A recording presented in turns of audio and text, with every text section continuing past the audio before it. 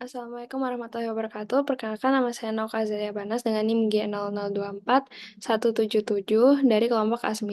Di sini saya akan eh, menjelaskan tentang topik-topik yang sesuai untuk tugas laporan praktikum anatomi blok 2.2. Langsung kita mulai aja. Pertama ada di Tractus respiratorius superior. Nah, Tractus respiratorius superior ini dia itu meliputi tiga, yaitu nasus, laring, dan faring. Pertama, kita masuk ke nasus. Nah, nasus sendiri ini tuh eh, kayak ada apa pintunya gitu. Nah, jadi sebenarnya pintunya itu di depan sini tuh ada eh, nares. Terus habis itu di belakang itu tuh ada namanya koana. Terus eh jadi strukturnya di sini tuh kalau yang menonjol-menonjol ini itu disebut konka. Jadi dia ada konka inferior, konka media, dan konka superior. Nah, kemudian di antara konka-konka ini tuh ada namanya meatus. Nah, jadi ini ada meatus nasi inferior, kemudian ada meatus nasi media, kemudian ada meatus nasi superior. Nah, jadi si meatus-meatus ini tuh merupakan muara dari duktus-duktus gitu.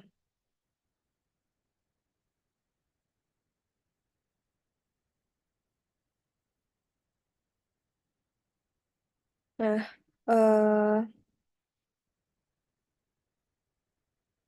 jadi untuk si meatus nasi dari meatus nasi inferior dulu. Dari meatus nasi inferior ini dia tuh merupakan muara dari ductus nasolacrimalis. Kemudian untuk yang meatus nasi media dia eh, ada banyak gitu muaranya. Ada dari cellulae ethmoidalis media dan anterior. Kemudian ada sinus frontalis, sinus maxillaris. Ya, empat itu aja sih. Terus dari meatus nasi superior sendiri dia merupakan muara dari cellulae ethmoidalis posterior. Kemudian eh, ini kan di atas ini ada namanya recessus sphenoethmoidalis. Itu dia tuh merupakan muara dari sinus sphenoidalis. Itu. Terus next aja ke sini. Jadi sebenarnya di sini tuh ada namanya plexus Kieselbach. Nah, plexus Kieselbach ini tuh sering terjadi eh, epistaxis gitu atau mimisan. Nah, itu tuh paling sering tuh kayak di bagian anteriornya gitu kan. Terutama kayak anak-anak gitu. Nah, si plexus Kieselbach ini dia itu terdiri dari beberapa arteri gitu. Nah,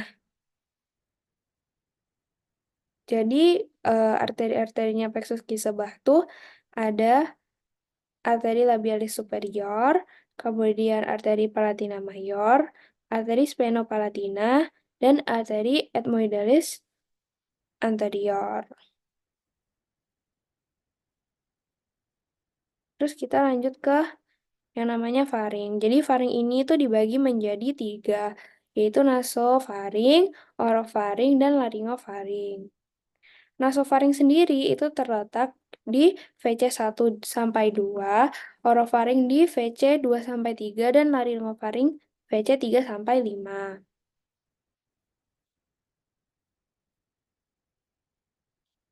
Nah, ini untuk di nasofaring. Tadi di sini kan ada nasus ya. Terus kalau nasofaring ini dia tuh salah satu struktur yang penting tuh ada ini. Dia itu namanya opte. Opte itu kepanjangannya adalah Ostium Pharyngeum Tuba Auditiva. Eustachii. Nah, dia itu merupakan pintu masuk tuba auditiva. untuk menghubungkan si nasofaring dengan kavitas timpanika telinga. Nanti dia itu salurannya itu namanya tuba auditiva eustachii.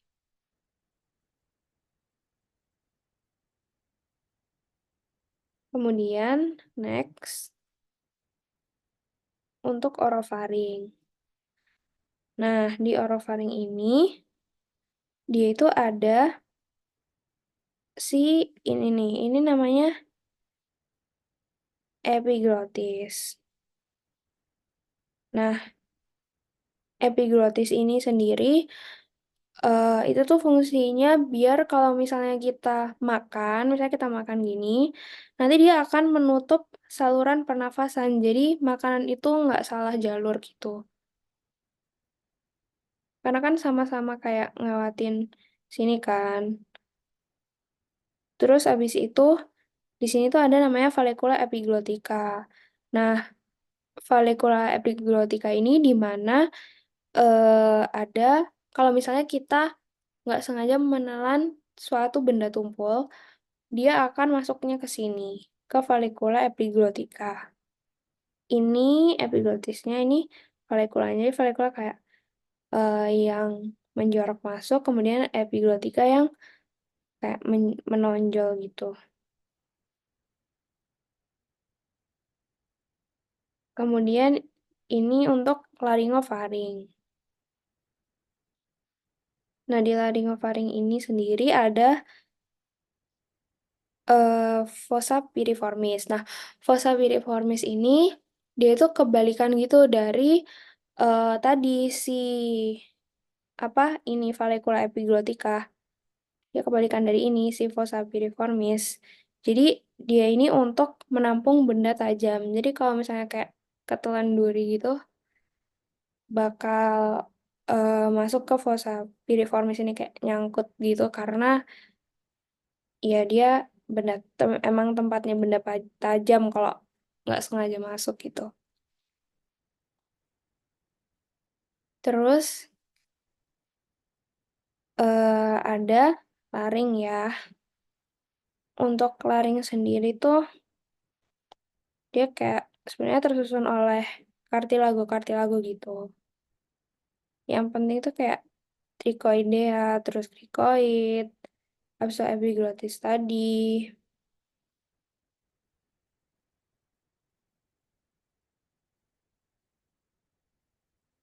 Nah, jadi sebenarnya ruang transglotis tuh nanti dia tuh ada yang atas tuh kayak plica vestibularis, terus yang bawah plica vocalis. Nah, plica vocalis ini tuh dia kayak true vocal cords gitu. Jadi dia emang yang buat fonasi atau kayak bersuara. Nah, kemudian di ruang supraglottis ini eh dia daerah luasnya aditus laringis, terus plica vestibularis. Kemudian untuk yang subglotis, dia plica vocalis, cartilago, cricoidea.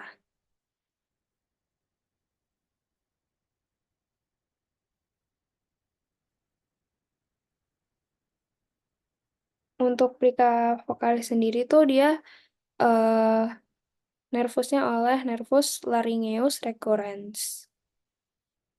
Nanti kalau misalnya suaranya serak tuh biasanya juga disebut hoarseness of voice gitu. Udah terus kita next ke jantung atau cor.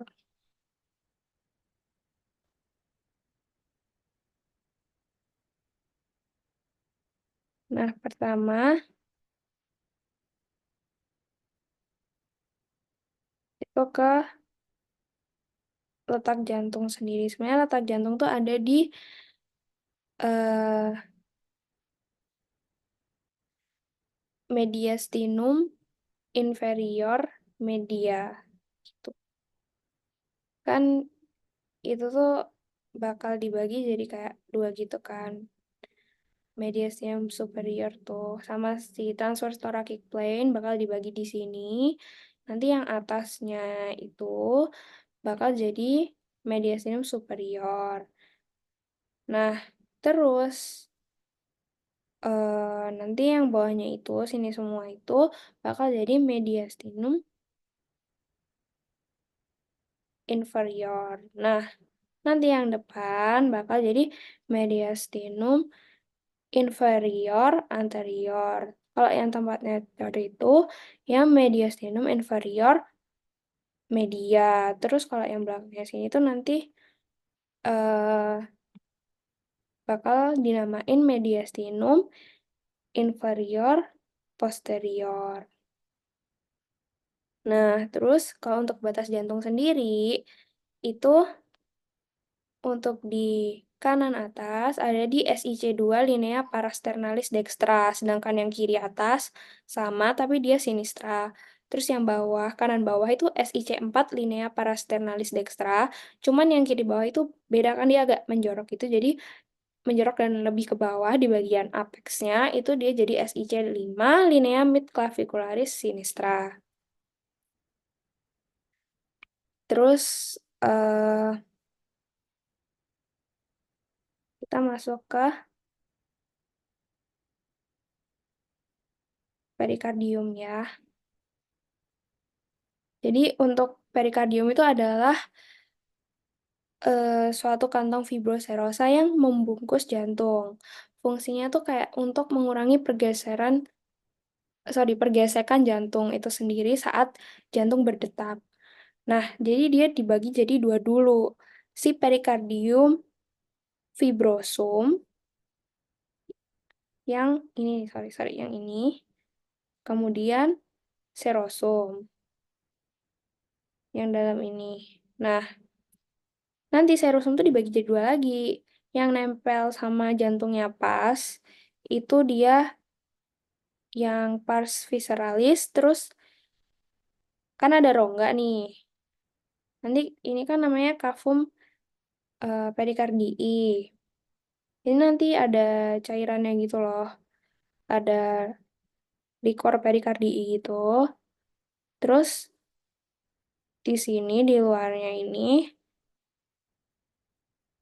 itu namanya pars parietalis gitu. Dia juga bisa untuk menjaga cor agar tetap di tempatnya. Nah, nanti si liquor pericardi itu kayak merupakan cairan serosa gitu, yang berarti apa terletak di antara eh, lamina parietalis pericardii dan lamina visceralis pericardii.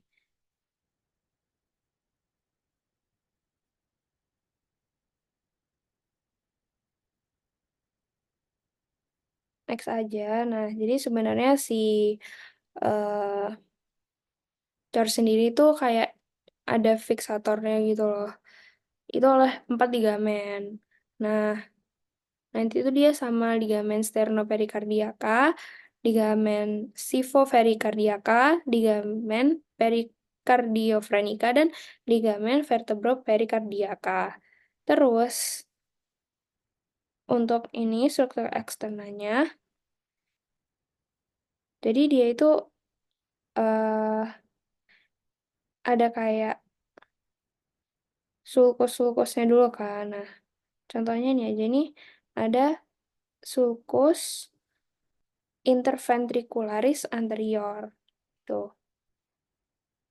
Ya kan soalnya antara si ventriculus dexter dan ventriculus sinister, makanya interventricularis anterior karena ini yang sisi depan. Nah, nanti di sulcus interventricularis anterior dia dilewati oleh ini arteri sama vena.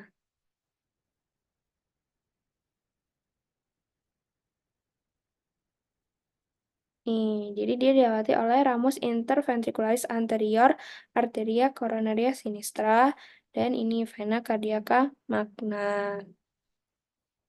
Kemudian, eh ini juga ada sulcus coronaria, terus dia dilewati oleh arteria coronaria dextra. Terus ini ada aorta ascendens, arcus aorta, vena cava superior, tungkus pulmonalis, auricula, terus ini vena cava inferiornya.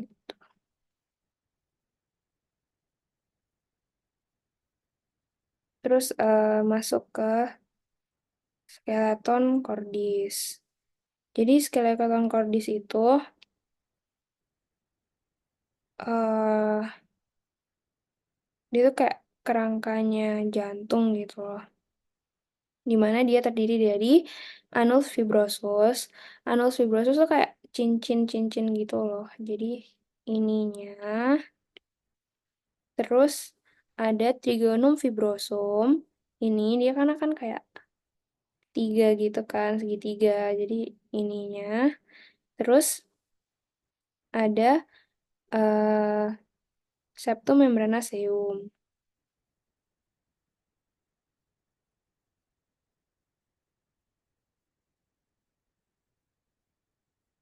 Nah, jadi anus fibrosus tuh ada empat.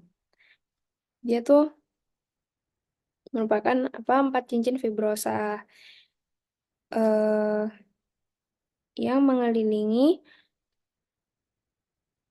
apa aja yang mengelilingi dua ostium atrioventrikular, orifisium aorta, dan orifisium truncus pulmonalis. Jadi dia tuh ada di tiap-tiap valva atau katupnya gitu. Jadi ini ada anus fibrosus valva trunci pulmonalis, anus fibrosus valva aorta, terus anus atrioventricularis dextra dan anus atrioventricularis sinistra. Terus ada trigonum fibrosum, dia cuma ada dua sih, yaitu yang dextra sama sinistra.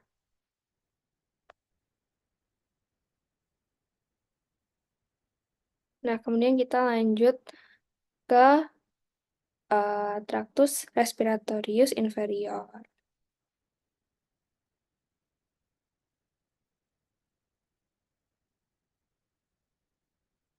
Nah, jadi di tractus respiratorius inferior itu dia terdiri dari trakea, kemudian bronkus, pleura, dan pulmo atau paru. Nah, jadi dari sini, ini kan trakea. Nah, trakea ini dia dilapisi oleh yang kayak bentuk C gitu. Itu si kartilagonya. Nah, di belakangnya itu dia eh jadi kan C kartilagonya. Terus di belakangnya itu ada dia dilapisinnya oleh musculus trachealis gitu. Terus ini kan trakea. Trakea itu skeletopisnya VC6 sampai VTH4 atau 5. Nah, nanti dia di ujungnya itu di sini akan mengalami percabangan menjadi bronchus. Nah, dia itu ini namanya bifurcatio trachealis. Nah, ini tuh setinggi apa? Setinggi tadi di akhir trakea itu VTH 4 atau 5. Nah, nanti di bifurcatio ini ada sebuah penonjolan namanya karina. Karina ini akan menjadi reseptor batuk dan reseptor iritan. Kemudian, ini kan nanti dia akan bercabang menjadi eh, bronchus primarius. Nah, nanti bronchus primarius ini sendiri itu berbeda antara kanan dan kiri. Jadi, ini kan bercabang menjadi bronchus primarius dextra dan eh, maaf, ini yang dextra. Bronchus primarius dextra dan bronchus primarius sinistra. Dimana emang dia tuh beda gitu. Nah, nanti di bronchus primarius dulu kan, nah yang dextra dulu ini, dia itu akan lebih pendek, kemudian lebih lebar, dan lebih tegak atau vertikal gitu. Kemudian yang sinistra dia akan lebih panjang 5 sampai 7 cm, kemudian lebih sempit dan lebih datar atau horizontal. Kemudian habis dari primarius ke sekundus. Nah, sekundus sendiri, ini kan ke sekundus. Nah, sekundus sendiri itu dia nanti jumlahnya juga beda dari Dexter maupun Sinister mengikuti lobus pulmo. Jadi kalau yang Dexter dia ada tiga, satu, dua, tiga. Kemudian yang Sinister dua doang, satu, dua. Nah, terus lanjutkan dari bronkus sekundus ke bronkus tertius. Nah, di bronkus tertius ini juga Dexter otomatis akan lebih banyak dibandingkan Sinister. Dexter itu ada 10, kemudian yang Sinister ada 8 atau 9. Nah, kemudian setelah dari tertius, dia akan menjadi bronkus terminalis. Di mana di bronkus terminalis ini, dia itu maaf, bronchiolus terminalis. Nah, di mana di situ tuh dia udah nggak ada kartilagonya. Berarti kartilago itu hanya sampai di bronkus tertius. Nah, cuman meskipun di bronchiolus terminalis tidak memiliki kartilago lagi, dia masih termasuk zona konduksi.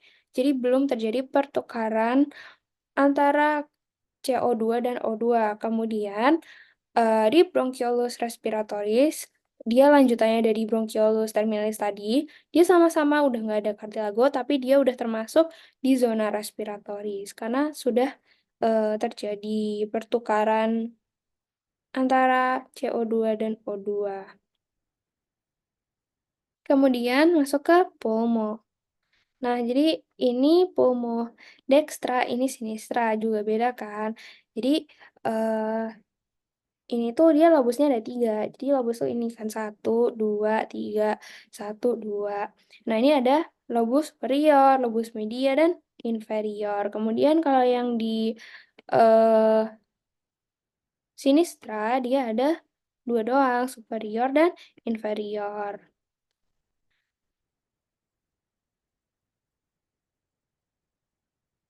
Nah, kemudian di pulmo ini, dia itu ada ininya kan, kayak garis-garisnya tuh loh yang kayak apa pemisah antara lobusnya itu. Ini namanya itu visura. Nah, jadi eh,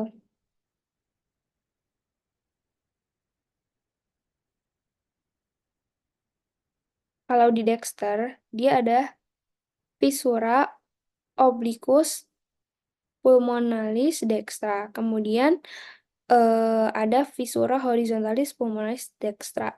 Cuman yang di sini setelah ini dia cuma punya satu, yaitu visura obliquus pulmonalis sinistra. Kemudian si pulmo ini juga kayak cor tadi memiliki lapisan, cuman dia namanya pleura. Dan kalau pleura itu dia cuma ada parietalis sama visceralis aja. Visceralis yang langsung menempel kepada si pulmonya. Nah, tapi dia tetap sama, dia ada rongga atau ruang di antara pleura, eh, parietalis dan visceralis, yaitu cavum pleura. Nah, cavum pleura juga diisi oleh cairan serosa.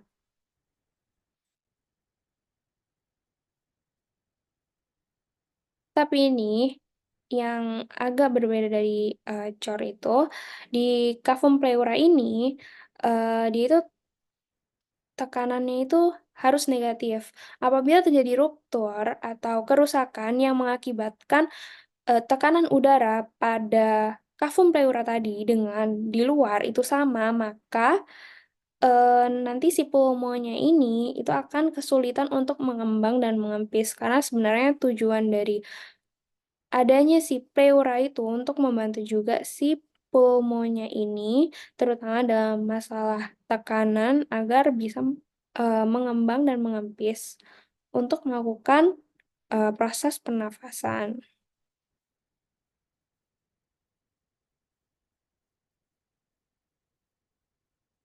Baik, Ya segitu aja materi dari aku. Assalamualaikum warahmatullahi wabarakatuh.